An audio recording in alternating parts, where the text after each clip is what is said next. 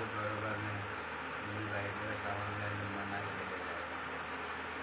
माझी एक गोष्ट ऐकायची त्यामुळे, कारण का माझ्या रूम भाडं द्यायला माझ्याकडे पैसे नाही आहे आणि ना मला पोरांना खायला घालू शकतो असे एवढे पण पैसे माझ्याकडे आणि औषधं पण करू शकतो एवढं पण माझ्याकडे पैसे नाही आहे. फक्त माझ्याकडे एवढंच आहे, तुमच्या लोकांची थोडी लाईफ झाली तुमच्या कृपेने मला काहीतरी होऊ शकतं. तुम्ही गणपती स्वामीला तुमची हे मागतो का तुमची बायको पुरुष सुखी आणि सलामत राहा. आणि कधी काय माझ्याकडनं काय चुकी झाली असेल, कधी तुम्ही मला कधी हेल्प मागितलं मी तुम्हाला करू शकतो आणि ते मी बोलू शकतो. तसं देवाकडे यायचं कसं जायचं याच्याप्रमाणे बोलू शकतो. कुठल्या माणसाकडे तुम्ही मागले तुम्ही जास्त पैसे घेतो, मला पैशाचं हे नाही.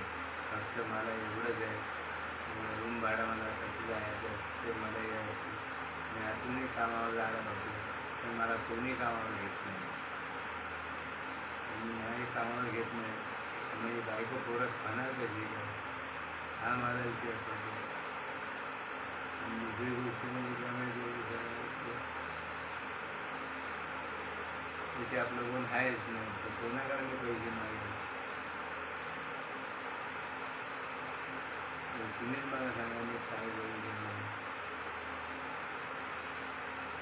कारण मी काम करायला जायला बघतो पण कामावर गेलं तर सगळेजण बोलतो नाही नाही नाही तू कामाला नको तू कामाला नको.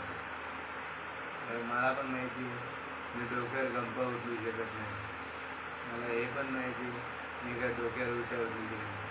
कारण माझ्या डोक्याला पूर्ण टाके आहे आणि माझ्या पोट्याला पण पूर्ण टाके आहे. म्हणजे पूर्ण डोक्यातला मेंदू काढून माझ्या पोटात टाकला गेलेला आहे. कारण तिकडे तुम्हाला डॉक्टरांनी पण नाही घेतलं नाही, बोले दुसऱ्या ठिकाणी घेऊन जा.